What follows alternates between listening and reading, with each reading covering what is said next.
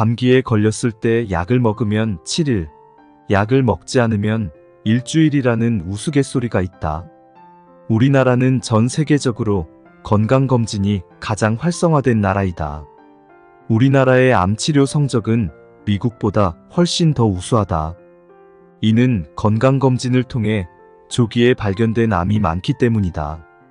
완치로 보는 5년 생존율이 위암, 대장암 등 주요 암에서 70에서 80%를 넘는다.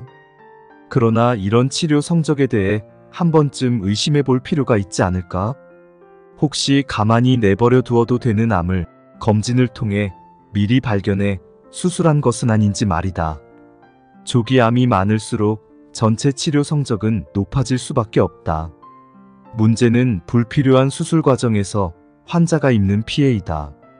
굳이 필요 없는 수술인데도 장기를 떼어냈다면 환자는 평생 불필요한 후유증에 시달리게 된다.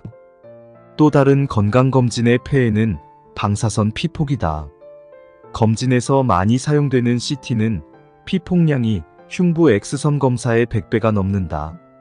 특히 전신암 검사로 통용되는 CT의 경우 한 번 검사에 흉부 X선 검사의 200배, 연간 방사선 피폭 한도의 20배를 넘어선다. 방사선은 담배와 함께 대표적인 발암물질이다.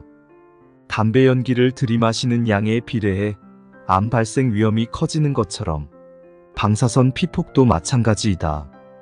오늘은 병원에 자주 갈수록 빨리 죽음을 맞게 되는 진실과 병보다 무서운 과잉 진료의 진실에 대해서 알아보려고 합니다. 4만 명의 암 환자를 치료한 양심적인 의사가 말하는 의사에게 살해당하지 않는 47가지 방법, 도서에 담긴 내용을 통해 의사와 병원 진료의 불편한 진실에 대해 알아보겠습니다. 의사의 친절에 가려진 불편한 진실. 사람들은 재채기가 나오면 곧바로 병원에 달려가고 의사는 진짜로 감기 기운이 있다는 소견만으로 기침약, 해열제, 염증약, 항생물질, 위장약 등 약을 무더기로 처방한다. 어디 그뿐인가? 혈압을 한번 재볼까요? 아, 혈압이 조금 높군요. 약을 먹는 게 좋을 것 같습니다. 혈당치도 염려되네요. 라며 검사를 줄줄이 권하는 경우도 많다. 환자들은 이런 의사의 말에 친절한 선생님이라며 고마워한다. 그리고 매년 독감 예방주사를 맞고 건강검진이나 암검사도 규칙적으로 받는다. 혈압이 높다거나 폐에 음영이 보인다는 소견을 들으면 새파랗게 질려서 의사에게 들은 대로 약을 먹고 정밀검사를 받는다. 특히 암 진단을 받으면 수술, 항암제, 방사선 등의 표준 치료를 의사가 권하는 대로 순순히 받아들인다. 환자들은 의료도 비즈니스이며 그것이 의사의 생계수단임을 인식하지 못한다. 현재 의사들 대부분은 병자를 가능한 한 늘려서 병원으로 끌어들이지 않으면 살아남을 수 없다. 한마디로 의사의 감언이설에 넘어가는 당신은 의사의 봉인셈이다.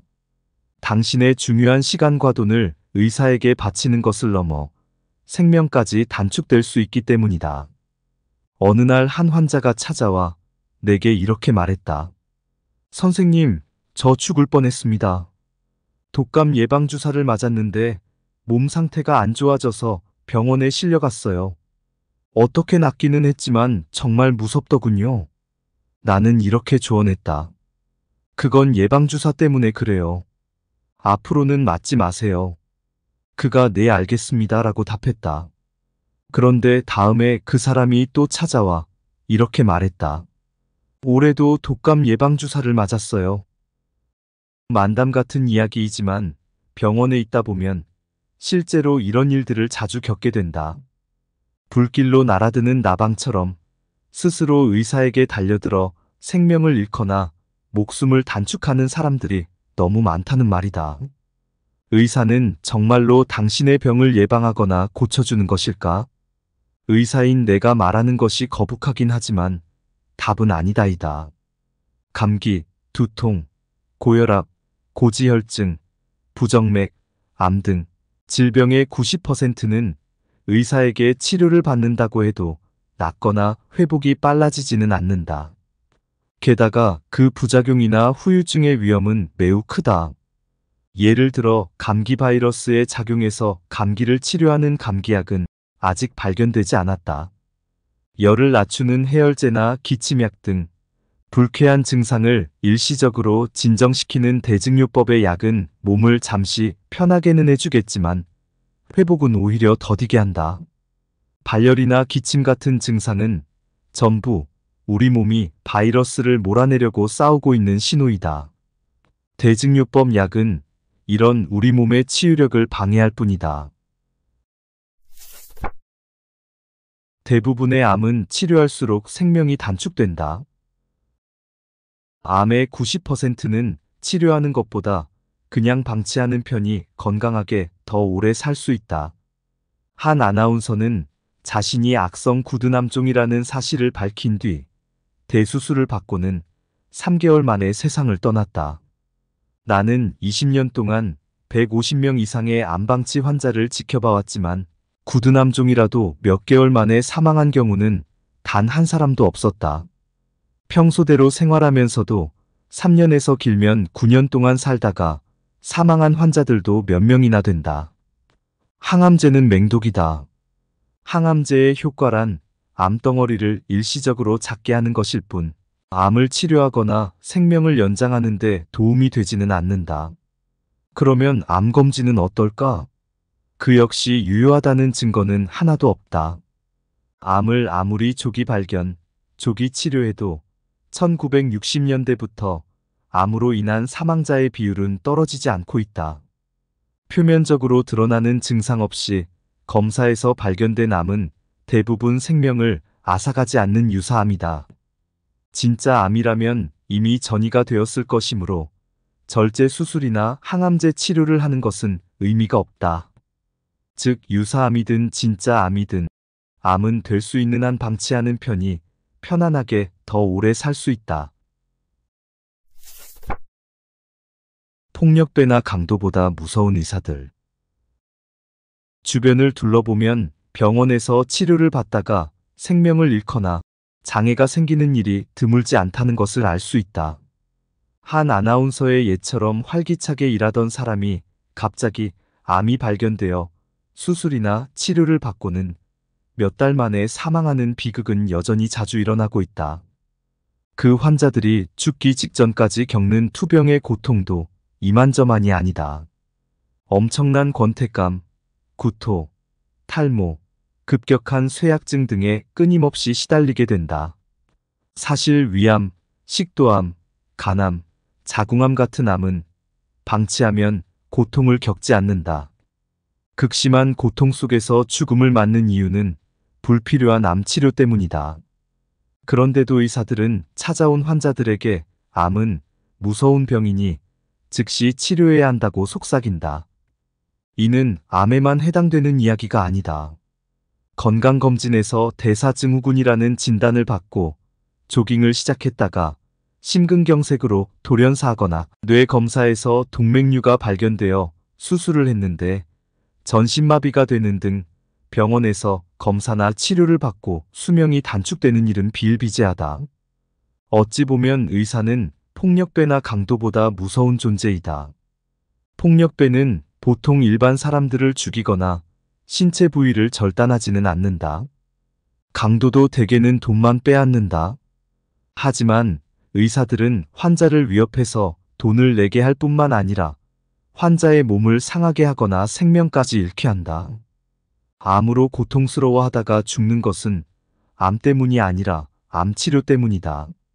하지만 의사는 무조건 암 때문이라고 말한다. 바로 그 점에 속지 말아야 한다. 기본적으로 자각 증상이 없고 식사도 맛있게 할 수 있다면 의사에게 어디가 좋지 않다라는 말을 듣거나 암이 발견되어도 신경 쓰지 않아도 된다. 이때 서둘러 치료를 하게 되면 그만큼 수명이 단축된다. 지금은 의학 정보를 찾아보려고 노력하기만 하면 책이나 인터넷 등을 통해 얼마든지 정보를 손에 넣을 수 있다. 내가 하고 싶은 말은 지금까지 병에 대해서 의사만을 믿고 따랐다면 생각을 전환해 의사를 의심하고 스스로 병에 관해 찾아보고 생각하는 습관을 들이도록 하자는 것이다. 한마디로 의사에게 살해당하지 않는 방법을 습득해 자신의 것으로 만들어 무의미한 죽음에서 자신을 지킬 수 있도록 해야 한다. 나의 생명, 나의 몸, 나의 인생은 하나뿐이니까 말이다.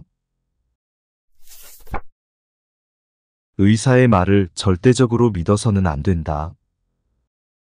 40년 동안 의사로서 일을 해온 내가 무엇보다 자신 있게 말할 수 있는 것은 병원에 자주 갈수록 약이나 의료 행위로 수명이 단축되기 쉽다는 사실이다. 의사를 찾아가면 갈수록 검사를 자주 하게 되고 그 결과 이상이 발견되어 약을 먹거나 수술을 하게 된다. 암이 발견되면 수술, 항암제, 방사선이 표준 치료 방식이라는 말로 다짜고짜 소중한 위나 자궁을 잘라내거나 죽을 만큼 고통스러운 항암제 치료를 하게 된다. 그 치료로 인한 스트레스도 엄청나고 그야말로 몸에 나쁜 일만 행할 뿐이다. 대부분의 약은 병을 고치는 힘은 없고 부작용은 크다. 감기약이나 해열제라도 치명적인 쇼크 증상 반응이 일어날 수 있다. 폐암 치료용 항암제 1회사의 경우 승인 후 3년 동안 이 약을 복용한 약 8만 6천 명의 환자 중 588명에 달하는 사람들이 사망했다. 암보다 약이 훨씬 무섭다고 해도 과언이 아니다. 내가 의사가 된 지 얼마 안 되었을 때는 암은 수술이나 항암제로 치료된다고 굳게 믿고 있었다. 하지만 수많은 환자를 지켜보면서 장기를 절제해도 암은 낫지 않고 항암제는 고통을 줄 뿐이라고 생각하게 되었다. 노화와 질병을 구분하라. 나는 의사이지만 수십 년 동안 골절인 줄 착각했을 때 말고는 병원에서 그 어떤 검사나 진찰을 받은 적이 없고 약도 치아 문제로 진통제를 복용한 것 외에는 먹은 적이 없다. 집에 혈압계도 없어서 내 혈압이 얼마인지도 모른다. 현대 사회에서 성인이 걸리는 질병은 대부분 노화 현상으로 의사에게 치료를 받거나 약으로 고칠 수 있는 것이 아니다. 혈압 및 콜레스테롤 수치는 높은 편이 오래 산다. 나이가 들면 혈관은 탄력이 떨어지고 딱딱해지기 때문에 혈압이 조금 높아야 혈액이 우리 몸 구석구석까지 잘 흘러간다. 몸에 적절한 혈압을 유지하려면 평소 많이 걷는 것이 좋다. 혈액이 하반신에 머물러 있지 않고 원활하게 우리 몸 전체를 순환하기 때문이다. 콜레스테롤은 세포를 튼튼하게 해주기 때문에 줄이지 않는 것이 좋다. 오히려 콜레스테롤 수치가 높은 사람일수록 오래 산다. 스테이크나 생선의 뱃살 같은 음식을 콜레스테롤 수치 때문에 일부러 피할 필요는 없다. 당질도 뇌의 중요한 에너지원 중 하나이므로 무조건 섭취를 제한할 필요는 없다. 맛있는 것을 먹는 즐거움은 살아가는 의욕이 되어 장수로 이어진다는 점을 기억하자. 그리고 손, 발, 머리를 부지런히 움직여 몸이 녹슬지 않도록 한다. 또한 희로애락을 충분히 표현하고 오감을 계속 활성화하자. 최고의 건강법은 몸과 감각을 정체시키지 않는 것이다. 암 초기 진단에 10명 중 1명은 오진. 현재 질환에 의한 사망률 1위를 차지하고 있는 병은 바로 암이다. 그런데 진료에 있어서 암만큼 헷갈리기 쉽고 오진이 많은 병도 없다. 단순한 종기나 염증을 암으로 잘못 진단받고 위나 유방이 몽땅 잘려나가거나 생명을 잃는 사람도 너무나 많다. 이런 불상사를 당하지 않으려면 무엇보다 의사의 진단을 주의하여 듣고 더욱 신중하게 생각해야 한다. 여러분은 이 방법으로 암이 나았다라거나 말기 암에서 회복되었다라는 이야기를 숱하게 들어보았을 것이다. 하지만 그들이 말하는 암이 과연 진짜 암이었을까? 나는 그 점이 무척 의심스럽다. 드라마에서 의사가 폐에 음영이 보인다. 암이 재발했다. 라는 소리를 자주 하는 것도 문제이다. 이렇게 말하는 의사가 현실에도 상당히 많다. 암을 진단하려면 세포를 채취해 현미경으로 확인하는 병리 검사가 반드시 필요하다. 그러나 세포의 형태가 암이라도 점막 속에 머물러 있을 뿐 침윤이나 전이를 일으키지 않는 잠재암이나 유사암이 매우 많기 때문에 제대로 검사를 해도 오진이 나올 수 있다.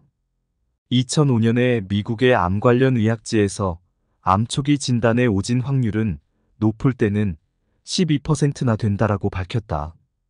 또한 같은 병변이 다른 나라에서는 양성 종양, 일본에서는 암으로 판정되거나 일본 내에서도 전혀 다른 진단이 내려지는 경우가 있다. 암에는 전이가 되지 않는 유사암도 많다. 진짜 암세포는 숙주의 정상세포가 변이하여 만들어지며 주변의 조직에 침입하고 멀리 떨어진 조직에 전이하는 성질을 갖고 있다. 그리고 숙주를 죽일 때까지 계속 증식해서 숙주와 함께 자폭한다. 한편 생명을 빼앗지 않는 암은 암과 비슷한 것, 즉 유사암에 지나지 않으며 진짜 암으로 성장하지 않는다. 증상도 없는데 검진에서 암이 발견되면 의사는 조기에 절제하면 거의 100% 완치된다라고 말한다. 하지만 그것은 진짜 암이 아니라 유사암으로 잘라내지 않아도 전혀 문제가 되지 않는다. 예전에는 나도 유방암의 경우 피부를 뚫고 나오는 암은 전이가 있는 진짜 암이라고 생각했다. 그러나 피부를 뚫어도 주변으로 퍼져나가지 않고 암덩어리가 부분적으로 그 위에 피부만 뚫고 나오는 것은 시간이 지나도 전이가 일어나지 않는다는 것을 알았다. 피부에 침투하는 것은 침윤인데 침윤은 되어도 전이는 되지 않는 유사암이 있는 것이다. 자궁암이나 폐암은 침윤이 되면 요독증이 일어나거나 숨이 막혀 생명을 잃는 경우가 있다. 그러나 방사선 치료를 하거나 국소 수술을 하면 낫고 전이가 되지 않는 것이 있는데 이 역시 유사암이다. 위의 악성 림프종 가운데 어떤 종류는 항생제로 헬리코박터 파일로리균을 제균하면 암이 소실된다. 따라서 이 경우는 암이 아니라 만성변화나 만성염증이라고 부르는 것이 타당하다고 본다. 웬만히 성장한 뒤에도 암인지 아닌지 분간하기 힘든 유사암은 상당히 많다. 반면에 갑자기 흉포한 모습을 드러내는 진짜 암도 있다. 또한 중간기 암이라는 것도 있다. 정기적으로 검진을 받고 있지만 다음 검사 전에, 즉 검진과 검진 사이에 느닷없이 발병한다고 해서 중간기 암으로 불린다. 이 암은 악성이 많아서 발병이 된 환자들은 대개 얼마 안가 사망한다. 무분별한 CT 검사로 인한 방사선 피폭이 심각하다. CT 검사는 X선 발생 장치가 360도 회전하며 몸에 X선을 투과시켜 촬영하는 것으로 검출 결과를 컴퓨터로 재구성하여 인체의 단면 영상을 얻는다. CT 검사의 인체가 받는 방사선 양은 일반 X선 촬영의 200에서 300배나 된다. 단 한 차례의 CT 촬영으로 바람 사망 가능성이 있다는 말이다. 구체적으로 45세 성인의 경우 전신 CT를 한 번 받는 것만으로 1만 명 중에 8명이 30년 동안 매년 CT 검사를 받는다면 1만 명 중에 190명이 피폭에 의해 바람 사망한다고 추정할 수 있다. 흉부에 국한된 CT 검사에서도 의료 피폭 선량은 믿기지 않을 정도로 많은 것으로 나타났다. 가능한 한 모든 약의 사용을 중단하라.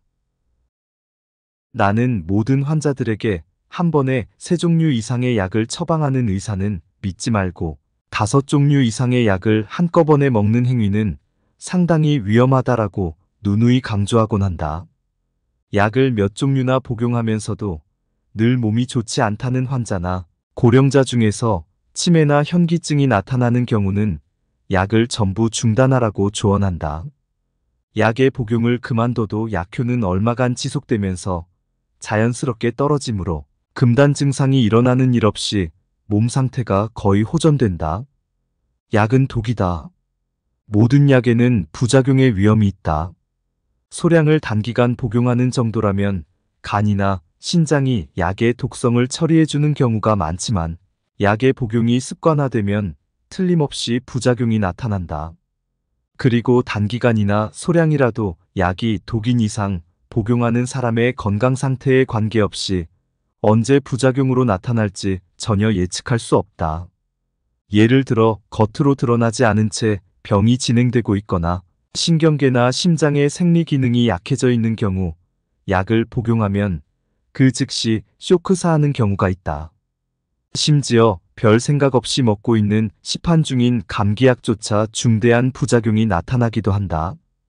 약해는 부작용이 아니라 주작용이다. 실명, 목숨을 앗아가는 폐렴 등 심각한 약해가 일어나고 있는데도 이런 일이 어둠 속에 묻혀버리는 것은 의사나 제약회사가 병사라고 거짓 보고를 하거나 환자 측도 약의 부작용이라고는 생각지 못하기 때문이다.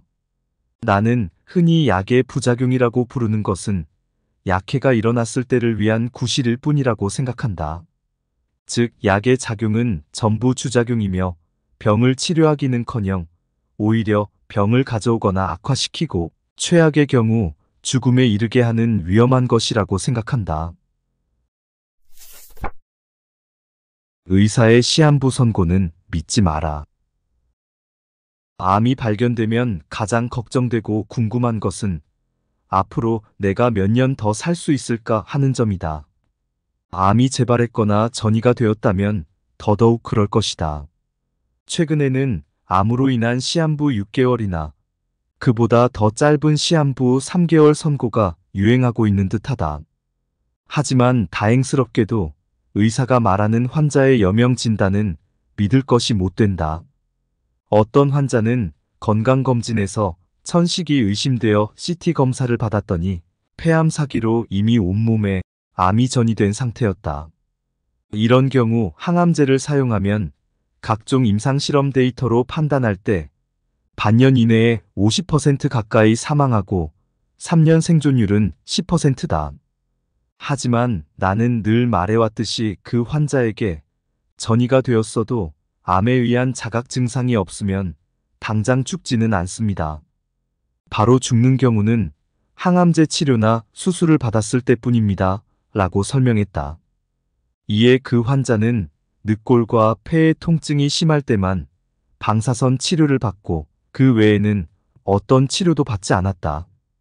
심지어 좋아하는 담배를 계속 피우면서 그 후로 3년 9개월 동안이나 살다가 평온하게 눈을 감았다. 또 다른 환자는 자궁암 수술을 받고 얼마 후 골반의 림프절에 암이 재발했다. 당시 그녀는 산부인과 의사로부터 즉시 재수술하지 않으면 반년 내에 죽는다라는 말을 들었다고 한다. 하지만 그녀는 암이 재발한 상태 그대로 방치하기로 결정했다. 그 후 전이된 암은 반년 만에 크기가 2배가 되었지만 선고된 기간이 훨씬 지났는데도 지금까지 자각 증상도 없고 여전히 활기차게 생활하고 있다. 그녀는 웃으며 내게 이렇게 말했다. 그 의사가 한 말은 거짓말이었어요. 의사의 시한부 진단을 믿을 수 없는 3가지 이유. 시한부 선고와 같은 의사의 여명 진단이 믿을 것이 못 되는 첫 번째 이유는 암의 성장 속도가 사람에 따라 다르기 때문이다. 암 병소가 발견되었을 때 그것이 크다 해도 오래 사는 사람도 있고 나이가 들수록 무조건 암의 진행 속도가 느려진다고 말할 수도 없다. 두 번째는 암 병소가 사람의 생명을 앗아갈 정도로 성장하려면 의외로 시간이 많이 걸리기 때문이다.